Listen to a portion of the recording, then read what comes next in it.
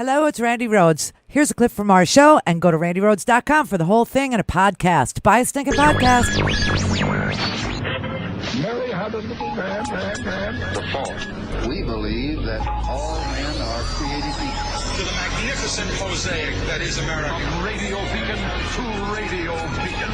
I have a dream today. Change has come to America. Believe me. Knock, knock. Who's there? It's a figment of your imagination. Randi Rhodes Show. Turn up your mind. At the end of the day, we got to ask ourselves a very simple question, whether it's healthcare, in fact, or anything else. Why are we the only major country on earth that doesn't guarantee healthcare to all people, pay the highest prices in the world for prescription drugs, have 87 million people uninsured or underinsured, 30,000 die because they don't get to a doctor on time, and 500,000 people going bankrupt? For what reason? Because they have cancer or heart disease or Alzheimer's.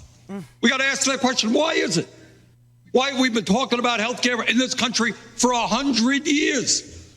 And here is the answer. If you want real change in health care, at the end of the day, you're going to have to take on the insurance companies and tell them the function of healthcare is healthcare for all, not huge profits for the insurance companies. You're going to have to take on the drug companies and their corruption and their price fixing and tell them, sorry, we're not going to pay 10 times more for prescription drugs than do the people of other countries. But at the end of the day, there's no way around it. You may want to nibble around the edges, but ultimately we need to rally the American people to tell the drug companies, to tell Wall Street, to tell the insurance companies, to tell the fossil fuel industry, this country belongs to all of us, not a handful of specialists. But Judge, wrap this up and then I have heard this conversation on this debate stage from these people now every single debate, and they're all right. Everybody on this stage is better on economic justice and health care than anybody in the Republican Party, and a million times better than Donald Trump. That is not the question in front of us today. The question in front of us today is, how are we going to beat Donald Trump? You were in the Clinton campaign in 1992, and the mantra was, it's the economy, stupid. Well, if you look at what Mr. Trump is saying, he's saying those words. It's the economy, stupid. I trust every one of these people a million times more. But we're going to have to take Mr. Trump down on the economy, because if you listen to him, he's crowing about it every single day, and he's going to beat us unless we can take him down on the economy, stupid. And that's the issue here. It is not about who has the best health care plan. All the health care plans are better, a million times better. The question is, who can go toe-to-toe with Mr. Trump? Who can take down Mr. Trump because he's the real threat to the country?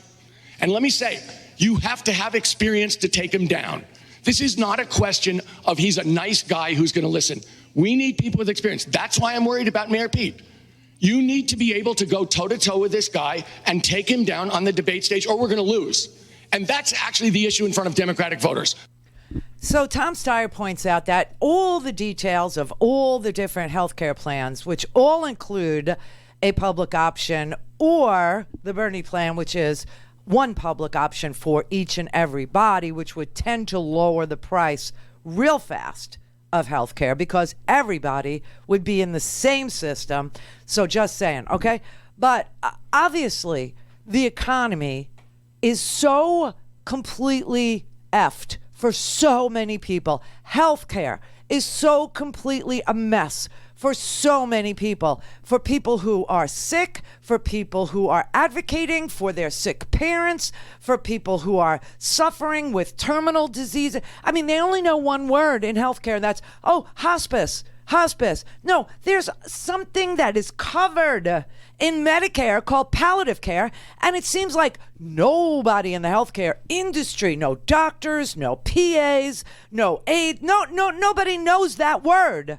It's comfort care. It's for people who are not ready to die, only need to be comfortable, because they could be sick for another 5 freaking years and no one in the healthcare business knows that word. Something is so broken in our system because the only people who have access to our doctors are prescription drug companies that use strippers to sell God knows what to them, or promises them vacations in the Virgin Islands if they write X amount of prescriptions for their drug, or to keep them from writing what a patient deserves to have under their insurance policy or under Medicare. It is such a sick and broken system. It's not just lobbyists in Washington. It's lobbyists in your doctor's office. And they think we're stupid.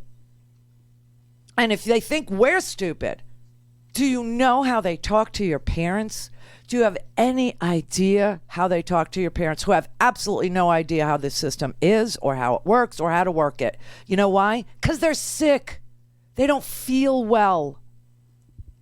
How is somebody supposed to navigate this alone or with some kid who doesn't know jack about the system? I mean, this is just so unbelievable. It is so gross and so hard and so unbelievably frustrating because one hand does not know what the other hand is doing. I got to tell you, I don't know how people are doing it. And here's Donald Trump's budget. Here's his budget. And he wants to actually cut. He wants to cut Medicare. He really wants to do this. He wants to cut the children's health insurance program. He wants to cut Medicaid. He wants to cut the Environmental Protection Agency's budget by 26%. He wants to cut health and human services by almost 10%. He wants to cut education in this country by 8%. He wants to cut the Department of the Interior, which he says needs to rake the forest floors. He wants to cut their budget by 13.5%. He wants to cut housing assistance by 15%. He wants to cut the State Department's budget by 22%. He wants to cut everything that you need to live, to educate your kids, to get your children health insurance. Oh my God, it's just unbelievable. And he wants to increase the budget for defense spending, and he wants to increase the budget for NASA by 12% so he can have a stupid Space Force. I mean, this is just the sickest thing I've ever seen in my life. He's already added $1 trillion to the deficit, which will exceed $1 trillion for the first time since 2012. And he's telling you, oh, this will all pay for itself at 3% growth, which he has never, ever achieved. Growth in this country is 2.3% in a good quarter. In a good quarter. The man is so disgusting. He wants people to be needy. He wants people to be disoriented. He wants people flailing in the healthcare system. He wants people not to understand how to get their children to a hospital or why they can't take a deep breath of clean air anymore. He literally is a killer. And I mean that in every sense of the word. The Department of Education, he wants to cut 8%. He wants to cut the children's health insurance program, Health and Human Services, by 10%. What's wrong with this? Does this seem right to you?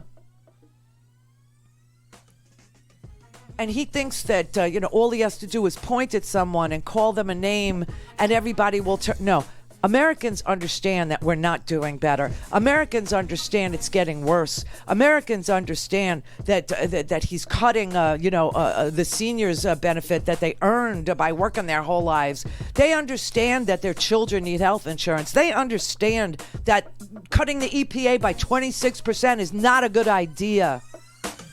My God. Go to RandiRhodes.com for the whole thing and a podcast. Buy a stinking podcast.